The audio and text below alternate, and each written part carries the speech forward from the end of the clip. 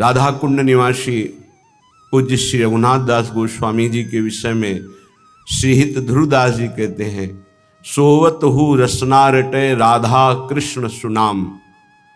यदि आप नाम के अभ्यासी हैं तो आप जब करवट बदलते हैं, आपको चेतना युक्त वृत्ति में तो आप उस समय देखते हैं आपका नाम या मंत्र चल रहा है। अगर चल रहा है तो आपका अभ्यास ठीक है, यदि नहीं तो अभी आपका अभ्यास ठीक नहीं है। अगर नींद खुली तंद्रा में स्थित हैं तो नाम चल रहा है, मंत्र चल रहा है, आप जाग भी नहीं रहे, आप सो भी नहीं रहे। ये बहुत नामाभ्यास से ऐसी सुंदर स्थिति प्राप्त होती है कि आंसुओं से वस्त्र भींगे रहते हैं। कब रात निकल गई, कब दिन निकल गया, उपासक को पता ही नहीं चलता। वो नाम के उस परमानंद में डूबता है जिसकी चाह से हम अनंत जन्मों से भटक रहे हैं भोगों में, और वो किंचन मात्र नहीं है। भोरी सखी को तो ये प्राप्त है, ये अपने लोगों के लिए प्रार्थना कर रहे हैं कि हे लाडली जू, आपकी बलिहारी जाऊं, आप ऐसी कृपा कर दो कि जागते हुए सोते हुए स्वप्न में हर समय हमारे हृदय में स्फुरित होता रहे राधा राधा राधा।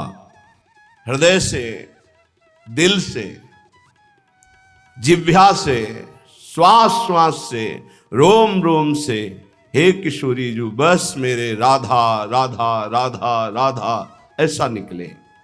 ये तभी अभ्यास में आएगा जो एक पद में भोरी सखी जी ने कहा है, श्वास ही नाम नाम ही श्वासा, नाम श्वास को भेद मिटावे, तब रोम रोम और रग रग बोले। जब एक भी श्वास आपकी खाली नहीं जाएगी नाम और मंत्र से, तब आपकी मंत्राकार वृत्ति होती, नामाकार वृत्ति होती है। तब वो जागृत स्वप्न सुषुप्ति स्फुरत में राधा पदाब्ज छटा, वो स्थिति तब आती है। ये बातों से नहीं आती, ये प्रवचन से नहीं आती, ये प्रवचन सुनने से भी नहीं आती, ये अभ्यास से आती है। सुना, मनन किया और सार बात पकड़ के चल दिया तो स्थिति आ जाएगी। कैसी प्रियता है राधा नाम में, कह रहे हैं अगर राधा नाम चल नहीं रहा तो मृत्यु हो जानी चाहिए हमारी। जब तक नाम तब तक श्वास, जब तक श्वास तब तक नाम, नाम नहीं तो श्वास नहीं। बलिहारी है ऐसे महापुरुषों की जिन्होंने नाम के प्रति ऐसी प्रीति की, नाम नहीं तो मृत्यु स्वीकार है। बोलो, कसौटी में कस के देखो कैसे भजनानंदी हो। भजन के सिद्धांत को कसौटी में कसो, अपने मन को देखो।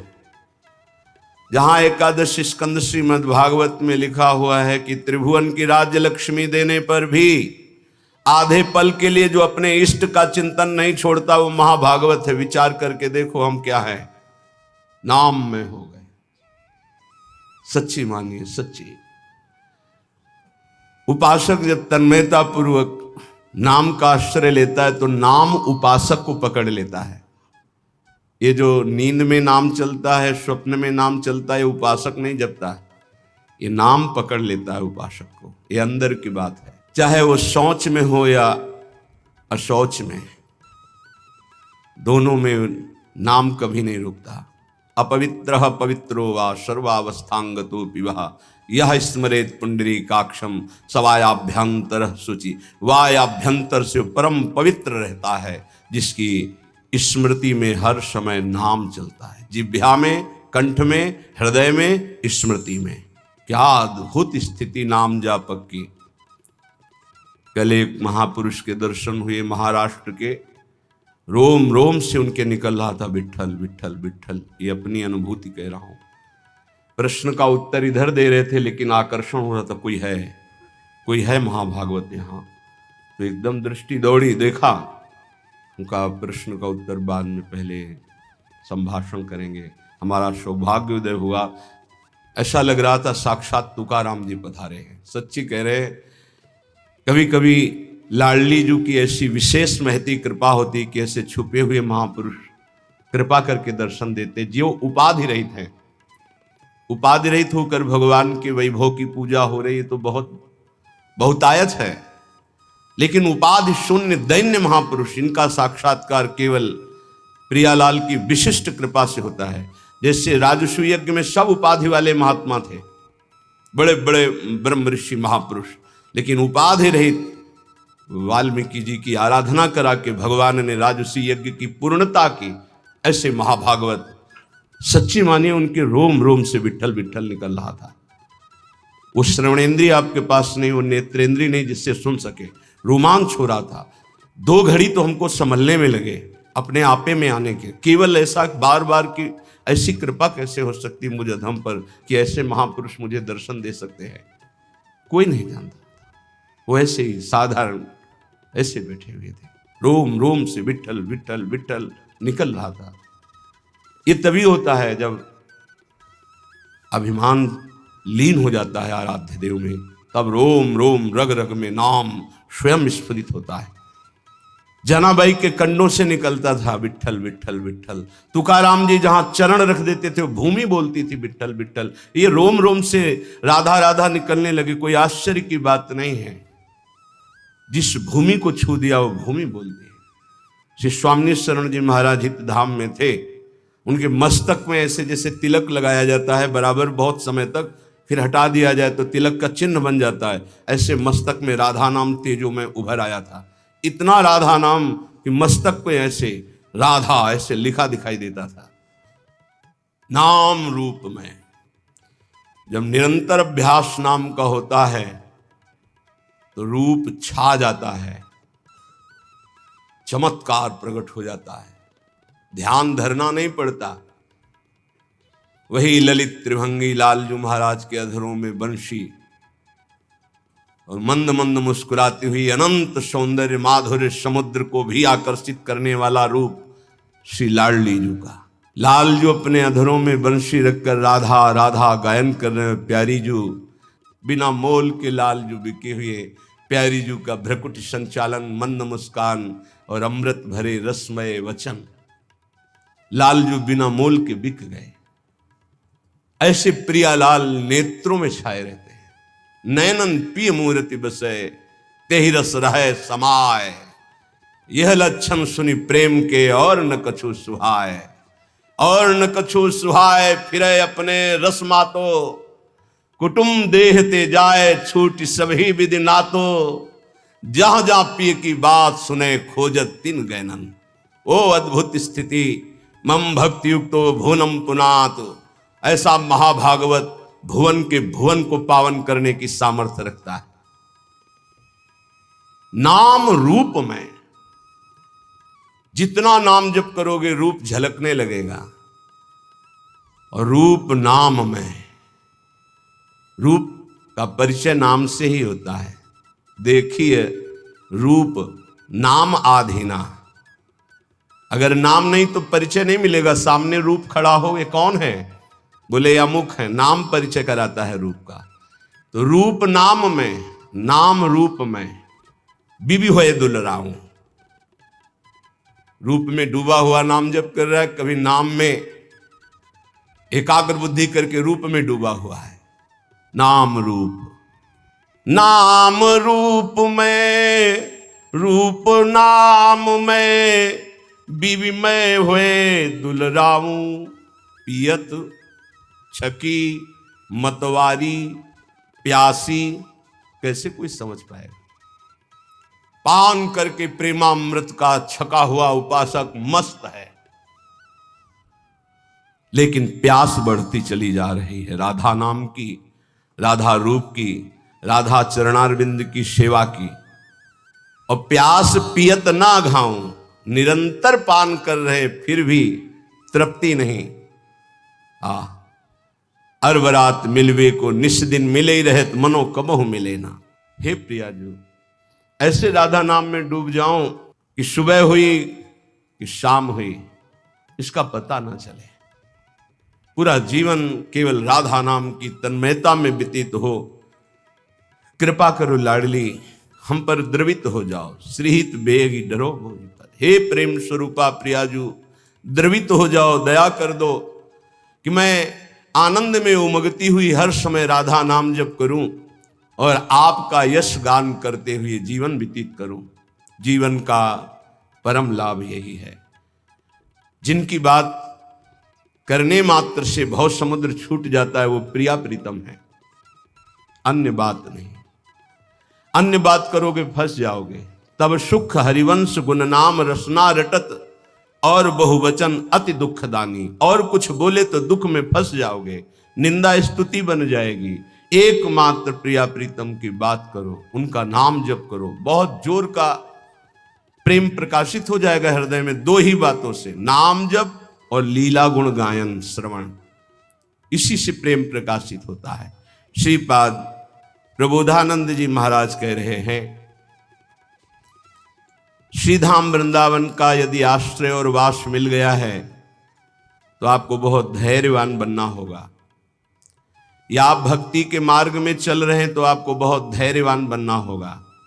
यदि हम वृंदावन वास करते हैं या बाहर वृंदावन का आश्रय लेकर प्रियालाल की भक्ति करते हैं, कई बार कहा है बहुत सावधान हो सकता है तुम भक्ति प्रारंभ कर रहे हो और तुम्हारे पुण्यों का संयोग बन जाए तो आपको सफलता पे सफलता मिलनी शुरू हो जाए, तो आप उसे भक्ति का परिणाम मत समझ लेना। बहुत धैर्यपूर्वक सुनिए और उसको हृदय में उतारिए। और आप भक्ति प्रारंभ किए और आपके पाप का संयोग शुरू हो गया नष्ट होना, तो आपको दुख विपत्ति संकट और असफलता मिलने लगी, तो आप उसे भक्ति का परिणाम मत समझना। ये पूर्वकृत पाप और पुण्य का संयोग है। भक्ति पाप और पुण्य दोनों को समाप्त करके दिव्यानंद की अनुभूति कराती है। इसलिए श्री वस्त्राभरण आदि भी, यदि आपको बड़ा वैभव मिल रहा है तो भक्ति का परिणाम नहीं है कि आपकी भक्ति सफल हो गई, बड़ा वैभव मिल रहा है, नहीं, ये पूर्वकृत पुण्य का प्रताप है। वस्त्र भरणादि भी, सुंदर स्वर्णादि आभूषण, बढ़िया वस्त्र, रुपया पैसा, हर व्यवस्था, तो बोले भक्ति की बड़ी कृपा हुई, हम भगवान की भक्ति की, भगवान हमारी भक्ति का फल हमको दे दिया। भूल मत कर लेना, ये भक्ति का फल नहीं है, ये पुण्य का फल है पूर्व जन्म के। या कर पदाद्युत कर्त दाहादि भी, आग लग गई, एक्सीडेंट हो गया, हाथ पैर टूट गए, संकट आ गया, भारी संपत्ति नष्ट हो गई, तो आप उसे भक्ति से मत जोड़िएगा कि जब से वृंदावन गए भक्ति शुरू की सब चौपट होना शुरू हो गया और चार लोग आपको मिल जाएंगे, देखा ये बड़ी भक्ति करता है इसीलिए ऐसा इसके हुआ। उसको भक्ति से मत जोड़िएगा। जैसे पहला सुख संविधान तुम्हारे पुण्य से आया था, ऐसे दुख, नाना प्रकार की विपत्तियां, संकट, ये पूर्वकृत पाप से आता है। जैसे उदाहरण में पूज्य राधा बाबा बाल्यावस्था से भगवान के मार्ग के अनुयायी, बहुत कट्टर शास्त्रीय सिद्धांत का पालन करने वाले, जहां स्वप्न में भी पाप नहीं हो सकता, ऐसे महापुरुष जिस समय त्रिपुर सुंदरी भगवती की आराधना का दृढ़ संकल्प लेकर साधना में लगे, खड़ाऊ फिसल गई स्नान और अंग टूट गया। और नियम था कि कोई भी औषधि किसी भी पैथिक की नहीं लेनी, चाहे वो आयुर्वेदिक हो, होम्योपैथिक हो, एलोपैथिक हो, कोई पैथिक नहीं। कितना भीषण कष्ट, बांस की पट्टियों से खपाच बांधकर उसको, और बैठ गए आराधना में। आराधना नहीं रुकी। क्या? इस उच्च कोटि की अवस्था की स्थिति को प्राप्त महापुरुष के ऐसे साधन में विघ्न, ये पूर्वकृत, उसको वर्तमानकृत नहीं माना जाता। आप लोगों की क्या साधना होगी? बड़े बड़े महापुरुषों में बड़े भयानक रोग देखे गए, ये क्या वर्तमान की भक्ति का फल है? छोटी मोटी आराधना करके कामनाओं की पूर्ति होती, जिन्होंने जीवन को भगवान के चरणों में अर्पित कर दिया, क्या उनमें इतनी सामर्थ्य नहीं कि अपने शरीर को स्वस्थ रख सकें? लेकिन शरीर कृत पाप और पुण्य का प्रभाव इस शरीर में जो आ रहा है, कभी ज्ञानी पुरुष, विवेकी पुरुष उसको टालता नहीं है, उसे स्वीकार करता है और अपने भजन के बल से आवागमन से मुक्त होकर भगवान को प्राप्त होता है। इसलिए धैर्यपूर्वक अध्यात्म को समझने की चेष्टा करें। चाहे हमें वस्त्राभूषण आदि खूब श्री वैभव संपत्ति मिल जाए और चाहे हमारे अंग भंग हो जाए, सब संपत्ति नष्ट हो जाए, निंदा संस्तो कोटिभीर, चाहे कोई हमारी बड़ाई करे कि भाई बहुत कृपा पात्र हैं, भगवान का भजन करते हैं, और चाहे कोटि निंदा, कोई करोड़ों प्रकार से हमारी निंदा करे, बहु विभूत्यंत दैन्यादि भी, चाहे बड़ी विभूतियां एकत्रित हो जाएं या बिल्कुल सब नष्ट हो जाए,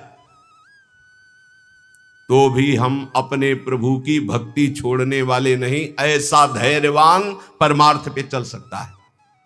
देखो, विचार करके देखो, अध्यात्म किसे कहते हैं? नाटक को अध्यात्म नहीं कहते, पाखंड दंभ को अध्यात्म नहीं कहते। ये अध्यात्म बड़ो ही कठिन है, भजन ढिग ढरिबो।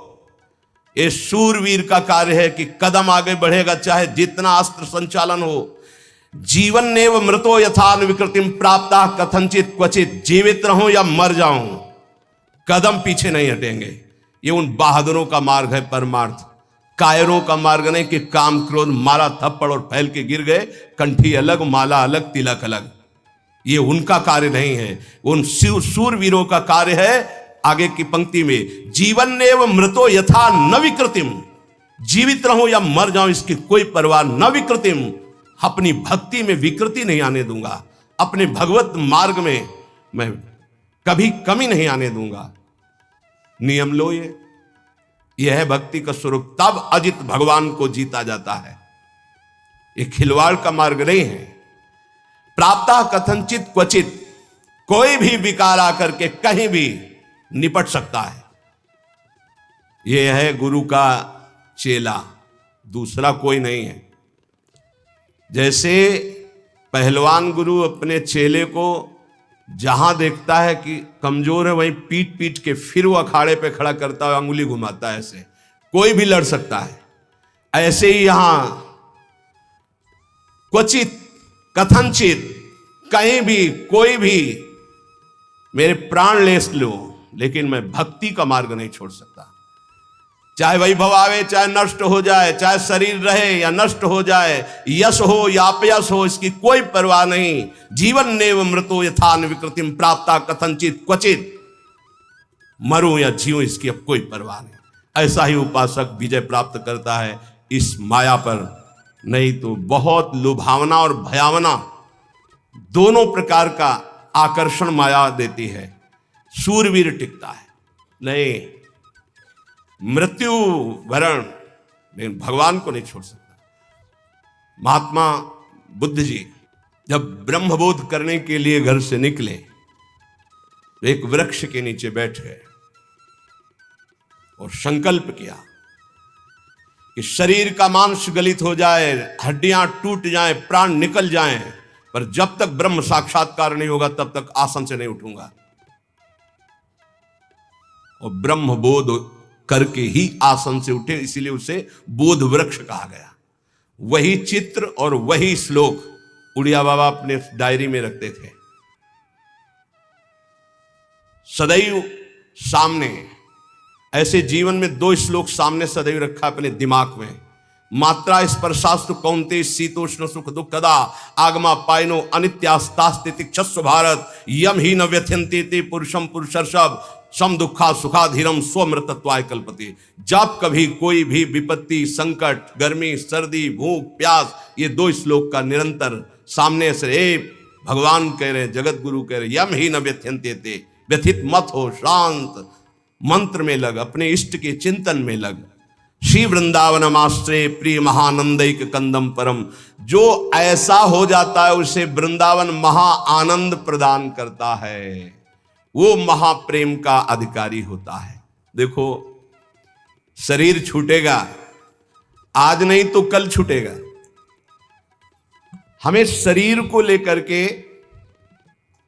कि हमें सुख मिले सो भक्ति, आज हमारी भक्ति का स्वरूप बिगड़ गया है।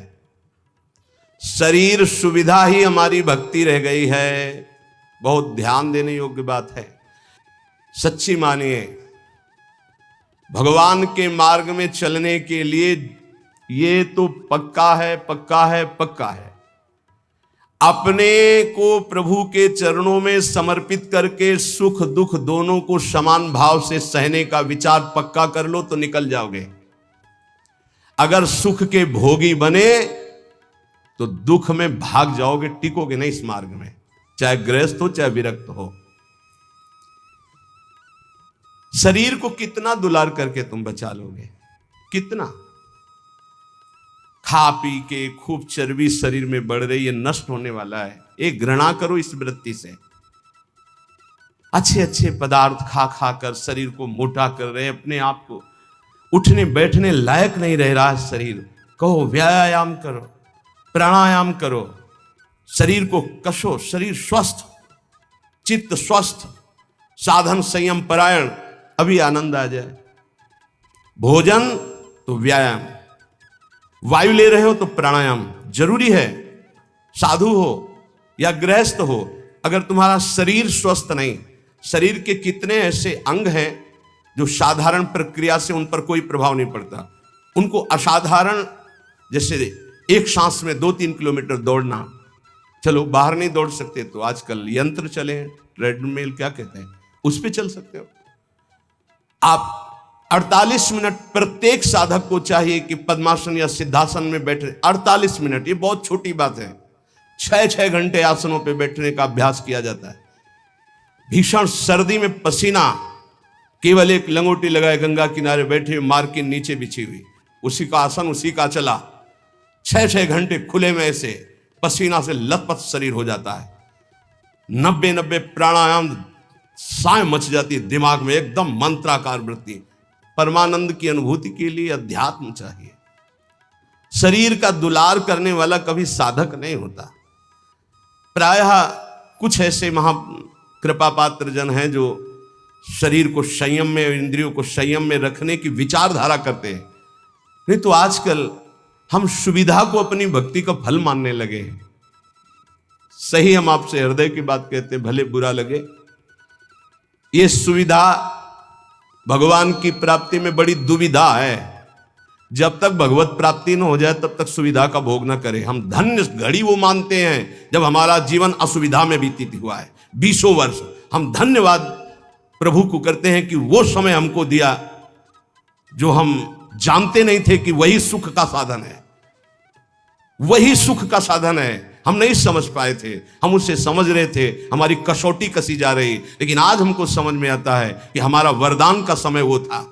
असुविधा साधक को ऊंचाई पर चढ़ाती है और सुविधा साधक को रोक देती है। ये पकड़ लेना। जिसकी वृत्ति भगवदाकार हो गई, महलों में रहे चाहे झोपड़ी में, कोई फर्क नहीं पड़ता। लेकिन ये स्थिति प्राप्त करने के लिए असुविधा चाहिए, तो उतना ही सुविधा का भोग करे, शरीर के दुलार में न फंसे, मान लिया जाए।